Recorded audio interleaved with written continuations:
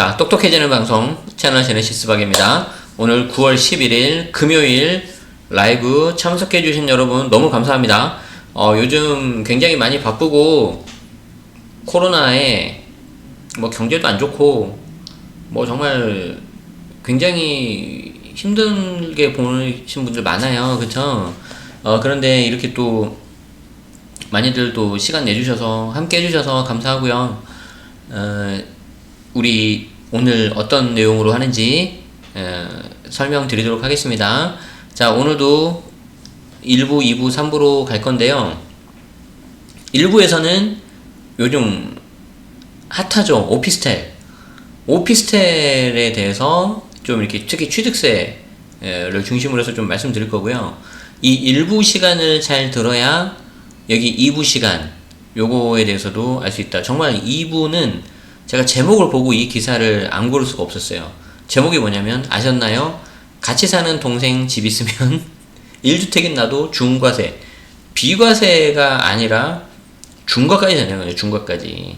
예, 그렇기 때문에 되게 조심해야 되고요. 3부에서는 시간이 좀 되면 우리 온라인 뒤풀이 하도록 하겠습니다. 그래서 온라인 뒤풀이는 뭐 다른 게 아니고 저의 어떤 근황, 나는 그런 거 필요 없어 그러신 분들은 이제 현장 Q&A로 제가 이제 알고 있는 선에서 최대한 좀 알려드리려고 하는데, 다만 제가 이제 가끔 이렇게 멘토링 과정 같은 걸 하면 그 현황 파악만 하는 것만도 굉장히 많은 시간이 걸립니다. 그래서 제가 딱 한 달에 5명만 하고 있거든요. 좀 뭐 몇 분 더 해달라고 연락이 오긴 하는데, 그렇게 하다 보면 제가 양질의 피드백을 드릴 수가 없어서 이렇게 5분만 하고 있어요. 그래서 무슨 말씀 드리고 싶냐면, 댓글로 그거를 제가 파악을 하고 답변 드린 게 어떤 면에서는 되게 위험할 수 있다는 거예요. 그래서 제가 유튜브도 그렇고 블로그도 그렇고 댓글에 대해서 답변을 못 드리는 게 그런 게 있습니다. 그래서 그거는 좀 양해 말씀드리겠습니다. 그러니까 보니까 좀 온라인 뒤풀이를 원하시는 분들이 많기 때문에 우리 기사 분석을 좀 빨리 하고 해보도록 하죠. 자, 첫 번째 기사입니다. 첫 번째 기사. 자, 우리 첫 번째 기사는 뭐냐면 이 글로벌 이코노믹이라는 기사에서 제가 따왔는데, 우리 물론 누구나 볼 수 있는 기사긴 하지만 또 이 기사에 또 저작권이라는 것도 있지 않겠습니까? 그래서 갑자기 드는 생각이, 제가 이렇게 기사를 이렇게 좋은 자료로 활용하는데 그래도 좀 더 이렇게 좀 명확하게 이렇게 알려드려야 되겠다는 생각이 듭니다. 그래서 이제 저는 나중에 한번 할 기회가 있을 텐데, 저는 관련된 키워드를 집어넣고 그에 관련된 기사를 저는 자동으로 받아요. 제 에버노트로. 그래서 에버노트 보면서 그 중에서 여러분들한테 괜찮은 기사만 셀렉을 해가지고 텔레그램으로 쏴드리고, 텔레그램에서 이제 한번 1차 필터를 거르고 그 중에서 이제 더 괜찮은 거는, 더 추가 설명해야 되는 거는 이렇게 유튜브로 하고 하는 그런 식으로 하고 있습니다. 아시겠죠? 그래서 여기에 대한 나중에 이 워크플로우도 기회가 되면 한번 말씀드리도록 하겠습니다. 특히 우리 코로나에 있어서 프리랜서 분들 그리고 1인 기업가이신 분들 굉장히 많이 힘드신데 어떻게 하면 버틸 수 있는지 한번 거기에 대해서도 이야기를 해보죠. 자, 글로벌 이코노믹에 있는 기사인데 2020년 9월 9일 기사예요. 김하수 기자님께서 했네요. 늘 여러분들은 잘 아시겠지만 우리가 기사 내용만 보면 참 좋을 텐데, 이 기사도 여론사도 운영을 유지하기 위해서 이렇게 광고들이 붙습니다. 우리들 입장에서는 좀 약간 불편하죠. 그래서 저는 이렇게 광고를 다 날려버리고 이렇게 텍스트만 보는 거를 해요. 그래서 도대체 저 기능이 뭡니까? 저는 맥을 쓰고 있어요. 아이맥을 쓰고 있는데 거기에는 사파리에서 하는 거고, 이렇게 이제 보면은 여러분들이 너무 눈이 아프기 때문에 하나씩 다 잘랐습니다. 자, 그거는 좀 설명드리고 하도록 하죠. 자, 글로벌 이코노믹 기사를 보도록 하겠습니다. 자, 오피스텔 특히 투자하시려는 분들, 오피스텔 내일 그렇지 않아도 나 계약하려고 하는데, 아니면 그래 나 최근에 친구 만나는데 오피스텔 투자했는데 괜찮은데, 그러신 분들은 특히 잘 보시기 바랍니다. 자, 아파트를 대상으로 한 정부의 잇따른 규제로 지난 7월까지 매매량과 거래량 가격에서 풍선 효과를 누렸던 오피스텔 시장이 8월 정부의 취득세 중과 발표 이후 크게 위축되면서 일부 지역에서는 미분양이 속출하고 있다. 시장에선 오피스텔의 본격적인 하락 장세를 조심스레 전망하는 목소리도 나온다. 자, 도대체 이 소리가 뭔 소리냐. 이 네 줄을 딱 봤는데 무슨 말인지 이해가 안 되시면 안 된다는 거죠. 아시겠죠? 자, 그래서 우리가 이제 정부 규제가 특히 주택, 그 중에서도 아파트 쪽으로 집중돼 있었기 때문에 거기에 대한 풍선 효과로 쉽게 생각할 수 있는 게 뭐 토지도 있고 상가도 있고 여러 가지가 있지만 그 중에서도 오피스텔이 좀 상대적으로 쉽단 말이에요. 그래서 오피스텔이 굉장히 거래량이 늘었는데 8월달에 뚝 반으로 떨어졌어요. 그래서 이제 거기에 대한 이유 중에 하나가 혹시 취득세 중과 때문 아니겠냐라고 하는데 왜 그런지 봅시다. 자, 8일 업계에 따르면 9월 8일이죠. 정부가 지난달 8월 취득세 중과를 할 때 주거용 오피스텔을 주택수에 포함하겠다고 발표한 이후 오피스텔의 거래량이 크게 줄고 일부 지역을 중심으로 미분양 단지가 이어지는 모습이다. 자, 오피스텔은 아파트와 비교해 저평가 받아온 주거 상품인데 아파트보다 환급성이 떨어져서 실거주 수요가 아닌 월세 수입 등 투자 목적의 수요가 대부분인데다가 아파트보다 높은 관리비 그리고 노후화가 되면 재개발하기가 쉽지 않다는 점에서 단점으로 꼽혀왔다. 그러니까 이제 우리가 이제 똑같은 돈이면 당연히 주택, 그 중에서도 아파트를 먼저 하고 오피스텔은 대부분 시세 차익보다는 수익형으로 이렇게 한다는 거죠. 그리고 이제 원래는 업무용으로 하려고 했는데 세가 잘 안 나가거나 그러면은 주거용으로도 세를 주기도 하고. 자, 어쨌든 그런 단점이 있었던 오피스텔인데 최근 들어서는 정부가 치솟는 아파트 가격을 안정시키기 위해서 잇따라 아파트의 규제 조치를 취하니까 이 오피스텔이 아파트 대체 상품으로 떠올랐다는 거죠. 그래서 이제 오피스텔은 분양권 전매 제한과 대출 규제에서 자유롭고 사실이에요. 지금도 얘는 대출이 되죠. 청약 시 청약 통장이 필요가 없어서 진입장벽도 낮다. 특히 건축법상 업무용 시설로 분류돼서 주택수에 포함되지 않아 무주택자 자격이 유지되는 점도 수요자에게 장점으로 인식이 됐다. 자, 물론 뒤에 기사에 나오지만 이 경우라 하더라도 이때 과거라 하더라도 주거용 오피스텔은 양도시 주택수에 포함이 되어 있어요. 그러니까 이제 앞으로는 취득하고 양도 이 두 가지를 다 전부 다 따져야 된다는 거죠. 근데 양도시는 주거용 오피스텔은 주택수에 포함이 된 거죠. 자, 최근 상가정보연구소가 국토교통부 실거래가 공개 시스템을 조사한 결과에서 지난 7월 전국 오피스텔 매매 거래량은 4,504건, 4,504개. 그래서 지난해 동월 2019년 7월 2,742건 대비 1,762건이나 증가했다는 거죠. 이는 지난 2006년 관련 통계가 공개된 이후 최대치였다. 엄청난 거. 굉장히 많은 거였는데, 그러고서 이제 거래가 많이 되니까 항상 그런 건 아니지만 거래량이 좀 늘다 보면 가격이 오르는 경우도 있습니다. 물론 항상 오르는 건 아니에요. 그래서 이제 부동산 114에 따르면 지난 7월 기준 전국 오피스텔 전용 면적 3.3제곱미터당, 즉 평당 평균 매매 가격은 1,649만원. 그래서 지난해 2019년 7월에 비하면은 40만원 정도 평당 올라간 건데, 보세요. 이제 시세 차익은 얼마 잘 안 되잖아요. 그죠? 이게 이제 직전 6월에 1,557만원보다 5.8% 상승한 가격. 약간 올랐다는 거죠. 영미방님은 웃음을 지으신 거 보니까 혹시 오피스텔 계약하셨나요? 자, 어쨌든 이렇게 아파트 풍선 효과를 톡톡히 보던 오피스텔 시장이었는데 갑자기 불과 한 달 만에 시장 분위기가 확 바뀌어졌다는 거죠. 자, 전국 오피스텔 거래량이 6월달 4,574건, 그리고 7월달 4,636건에서 갑자기 지난달 8월 2,233건으로 거의 한 반토막이 나죠. 반토막이. 거래량 급감 50%나 다운됐다. 자, 여러분 왜 그런 것 같아요?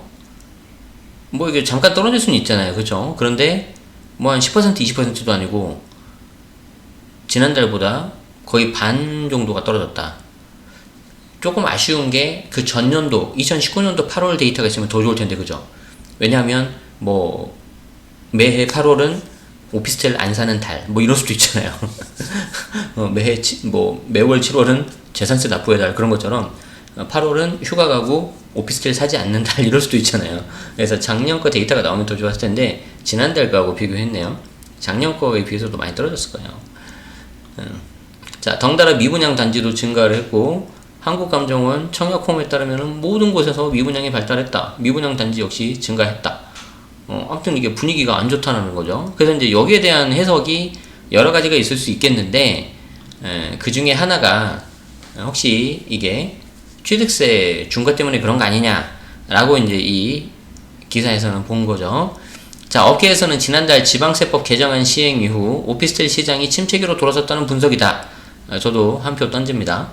과거에 오피스텔은 주거용으로 사용될 경우 양도세, 종부세 계산식 보유주택수에 포함됐다. 그러니까 아까 말씀드렸죠. 얘는 이미 그 전부터 그랬다는 거예요. 그래서 이미 그 전부터 주거용 오피스텔로 사용 시에는 국세에서는 주택수 포함, 그리고 이 국세는 여러분들이 뭔지 아시죠? 양도세, 종부세. 우리 절친님들께서는 당연히 아실 거라고 생각합니다. 절세 친구들. 그래서 국세에서는 이미 주택수에 포함이 되었었다. 그런데 지난달 12일, 8월 12일 이 날짜가 굉장히 중요합니다. 8월 10일 취득세 중과 판단에 오피스텔이 들어간 거고 4월 26일 제네시스 생일은 기억을 못하더라도 8월 10일 이 날짜는 기억해야 된다. 아, 괜찮았죠? 갑자기 훅 들어왔죠, 그죠? 자, 그래서 지난달 12일 지방세법 개편 시행으로 오피스텔을 구매해서 주거용으로 사용하면서 추가로 주택을 매입하면 보유하고 있던 오피스텔이 취득세 중과 대상에 포함이 돼서 취득세 중과해서 이미 얘가 카운트를 하고 그 다음에 새롭게 취득하는 주택은 취득세 중과 대상 들어가가지고 뭐 8% 12% 나온다는 거죠. 이해되십니까? 자, 그래서 8월 12일 이 날짜 굉장히 중요합니다. 그래서 취득세 중과할 때 주거용 오피스텔이 주택수에 포함이 돼요. 그러니까 이런 사람 혹시 계실 수 있을까요? 내가 이제 좀 투자 좀 해보려고 했는데 너무 주택 규제가 심하니까 주변 동료가 야, 그래도 오피스텔은 괜찮대. 가격도 좀 싸고 이제 오피스텔이 저평가래 해가지고 그냥 묻지마 투자를 한 거죠. 그래가지고 신나게 오피스텔을 산 거예요. 세 끼고 그래야 투자금이 적게 들어가니까. 이때 세 끼고 투자금 적게 하려면 당연히 전세겠죠. 주거용. 그럼 전세가 상가에 있어요? 없잖아요. 이게 주거용이잖아요. 그래서 주거용 오피스텔 예를 들어서 세 채를 샀다. 다 갭을 끼고 한 채당 뭐 아주 소액으로. 자, 그리고 나서 이제 그래, 그래도 내가 이제 실거주 집을 하나 마련해야지. 그래서 이제 서울에 조그만 거라도 하나를 딱 사는데 해필 그 취득했던 오피스텔이 다 8월 10일 이후에 산 거죠. 그래서 이제 9월 달에 추석을 맞이해서 그걸 딱 샀는데 몇 주택이 되는 거예요? 8월 12일 이후에 샀기 때문에 이때 취득세 중과 따질 때 오피스텔이 주택수 들어간다 안 들어간다? 주거용 오피스텔이 들어간다. 그러면 네 번째로 사는 게 주택이니까 이게 4주택 돼버리죠. 그러면 무조건 12% 들어가죠. 12% 취득세가 그냥 끝나는 거죠. 그러지 않았겠습니까? 그렇죠. 그럼 4주택이죠. 그럼 취득세 몇 프로 되는 거죠? 12%. 5억짜리면은 1%니까 500만원이었는데 4주택에서 12%니까 6천만원 내야 되는 거죠. 그쵸? 뒤에 나오겠지만 8월 12일 그 전에 산 오피스텔은 취득세 중과할 때 안 들어가요. 오피스텔 자체는 취득세 중과가 없고. 그래서 제가 이거 굉장히 중요하다 그랬잖아요. 제네시스 생일 4월 26일은 몰라도 8월 10일 요 날짜는 기억해야 된다. 야, 됐어. 그래. 두 번 정도 말하면 됐어, 이제. 두 번 정도 말했으면 기억하셨을 거야. 내년 4월달 한번 기억해봐야지. 기대해봐야지. 자, 농담이고요. 자, 우리끼리 있으니까 좀 제가 까불면서 하겠습니다. 죄송합니다. 자, 어쨌든 8월 12일을 기억하기 위한 그렇게 좀 이해를 해주시고, 아직 안 끝났습니다. 자, 그래서 이제 부동산 114 관계자가 세법 개정으로 오피스텔 취득 시 세부담이 늘어나면서 투자자 등 오피스텔 구매층이 대거 이탈할 가능성이 높고 실수요자들이 소형 아파트로 선회하는 움직임을 보일 것이라고 전망했다. 그래서 이제 김하수 글로벌 이코노믹 기자님께서 이제 쓰셨습니다. 질문 있으시면 여기 이메일 보내시지 마시고 여기서 한번 봅시다. 자, 아까도 어떤 분이 질문하셨지만 오피스텔 자체는 취득세 중과가 돼요, 안 돼요? 안 돼요. 안 돼요. 오피스텔 자체는 취득세 중과가 안 되는데 이 오피스텔이 주거용이고 8월 10일 이후에 취득을 했다 그러면은 얘가 이제 다른 주택을 살 때 그 다른 주택 취득세 중과되도록 발목을 잡아버린다는 거죠. 이미 양도세에서는 발목을 잡고 있었잖아요. 이 주거용 오피스텔이. 그런데 8월 12일부터는 주거용 오피스텔을 갖고 있으면은 취득세 중과 때도 잡는다는 거죠. 자, 이거 이해되십니까? 자, 그래서 굉장히 중요한 내용의 기사가 나왔는데 뭔가 이게 살짝 아쉬워요. 살짝 아쉬워서 제가 이제 보너스 자료를 좀 가져왔어요. 보너스 자료. 참고로 이 보너스 자료는 저의 온라인 세금 정규 과정에서 이제 거의 한 500페이지 정도 되는 방대한 양 중에서 하나를 가져왔습니다. 자, 한번 봅시다. 오늘 좀 많이 들어가는데. 자, 봅시다. 자, 잘 들어봐요. 자, 일단 이게 오피스텔이든 주택이든 분양권 자체를 내가 이렇게 취득을 하면, 전매를 하면, 지금은 이제 다 전매 제한 걸려서 못 사지만 어쨌든 분양권 자체를 내가 겟하면 취득세 있어 없어요? 취득세 없죠? 그쵸? 취득세가 없어요. 근데 다만 이 분양권이 주택으로 될 때 다주택자인 경우에는 취득세 중과가 가능하겠죠.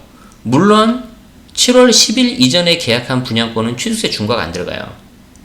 7월 10일 이전에 취득한 거는. 자, 그리고 법 시행 이후 취득한 분양권은 취득세 중과 판단 시 주택수 포함인데, 이때 분양권은 그냥 주거용 분양권이 들어갑니다. 오피스텔 분양권은 안 들어갑니다. 그리고 이때 법 시행일은 날짜 언제라고요? 아까 우리 많이 했잖아요. 제 생일만 기억하지 마시고 8월 며칠? 8월 12일. 8월 10일. 이해되죠? 오케이. 자, 그 다음 입주권. 입주권은 말 그대로 이제 관리처분 계획 인가가 나서 이렇게 하는 거 아니겠습니까? 세비치님 8월 10일 외우시면 돼요. 이게 약간 부작용인데, 제 생일보다는 8월 12일을 더 기억해 주시면 됩니다.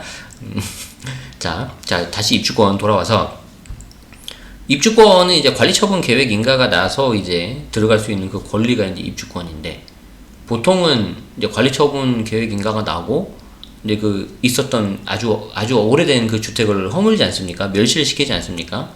그리고 난 상태에서 내가 입주권을 취득을 하면 말 그대로 주택이 멸실되기 졌으니까 토지이기 때문에 그냥 4%예요. 취득세가. 토지는 취득세 중과가 없잖아요. 그런데 관리처분 계획 인가가 났는데 아직 주택이 멸실이 안 된 케이스도 있어요. 그러니까 주택이 남아있어. 그 허름한 앞으로 없앨 그 집이. 그러면 그 상태에서 입주권이라 하지만 그 상태에서 얘를 취득을 하면 주택 상태가 남아있으니까 이때는 또 주택 취득세가 들어가 버려요. 그땐 당연히 취득세 중과 8% 12% 적용되는 거예요. 아시겠죠? 그리고 설령 입주권이라 하더라도 8월 10일 이후에 취득한 입주권은 또 취득세 중과 판단제 주택세 들어가는 거예요. 굉장히 조심하셔야 되는 거죠. 헷갈리죠? 이해가 잘 안 되고. 정상이에요. 이해가 안 되는 게 정상이다. 자, 오피스텔. 일단 취득하는 그 시점에는 일단 4%다. 다만 주거용으로 쓰면, 즉 주택분 재산세가 부과되는 경우라면은 취득세 중과 판단할 때 주택수에 들어갈 수 있는데, 그냥 들어가는 게 아니라 8월 10일 이후에 취득한 거, 그 전에 취득한 건 괜찮아요. 그쵸? 자, 그리고 이제 여러분들이 또 하나 좀 아셨으면 하는 게 이거죠. 자, 바로 취득세 중과 판단할 때 그 주택수 합산 및 중과 제외주택, 그래서 취득세 중과를 할 때 그 주택수에서 빠지는 녀석들이 있습니다. 그래서 1번부터 13번까지 이렇게 좀 여러 가지가 있는데 다 아실 필요는 없을 것 같고요. 몇 가지만 알면 될 것 같아요. 1번 가정 어린이집, 육아시설을 공급하는 데 있어서 장려해야 되기 때문에 가정 어린이집으로 들어간 이 녀석은 취득세 중과할 때도 주택수 빼주겠다. 그럼 보통 가정 어린이집 저기 이제 1층에 있지 않습니까? 금액도 좀 작고, 한번 잘 생각해 보세요. 무조건 사라는 거 아닙니다. 자, 그리고 이제 노인복지, 저당권, 국가 등록물에 여러 가지 있는데, 이거보다는 가정 어린이집 정도 하나 하고, 농어촌 주택. 농어촌 주택은 투기 대상으로 보기 어렵다. 야, 이거는 무슨 말입니까? 이게 좀 돌려서 말하면 농어촌 주택에까지 이렇게 좀 오겠냐라는 건데, 뭐 어쨌든 이렇게 이제 중과에서 빠지는, 취득세 중과에서 빠지는 주택으로 나오고요. 그리고 이제 여러분들이 좀 이제 관심 갖는 게 이거죠. 공시가격이 1억 이하 주택. 공시가격 1억 이하 주택도 금액이 너무 작아서 투기 대상으로 보기 어려운데, 다만 재개발 구역 등 관리 지역에서는 그걸 이제 제외시켜 놓은 거죠. 왜냐하면은 금액 자체가 작아도 또 이제 막 나중에 재개발될 걸 보고 하면은 실거주자가 아니라 또 이렇게 좀 투기 수요가 몰릴 수 있기 때문에 재개발 구역에 있는 공시가격 1억 이하 주택은 제외가 안 된다. 즉 카운트 된다. 그렇다는 거죠. 그러면 인생 무상님이 또 질문하셨네. 공시가격 1억 이하 오피스텔은, 공시가격 1억 이하 오피스텔도 요 중과 제외 될까 안 될까요? 되겠죠. 그리고 재밌는 거는 아까 우리 기사에 봤어요. 오피스텔 자체는 뭐 재개발, 재건축 그런 거 안 되잖아요. 그러니까 공시가격 1억 이하 오피스텔은 중과 제외 주택도 되면서 재개발 구역이라 하더라도 얘는 계속 빠져요. 됐어요? 그러면 이제 혹시 여러분들이 알고 있는 오피스텔 중에 공시가격 이하인데 1억 이하인데, 공시가격 1억이면은 시가로는 한 1억 5천이나 2억 정도 될 것 같은데, 그죠? 공시가격 1억 이하인데 정말 뭐 예를 들어서 입지가 깡패라던가, 아니면은 여기는 계속해서 수요가 있을 것 같아. 뭐 1인 가구, 2인 가구, 요 정도는 살 수 있어. 뭐 그런데 혹시 막 떠오르는 데 있어요? 그러면은 많이는 없겠지만, 그러면 모를까? 그 외에는 저는 별로 이렇게 추천하고 싶은 생각은 별로 없습니다. 자, 그리고 마지막 상속주택. 상속 개시일부터 5년 이내인 거야 되고요.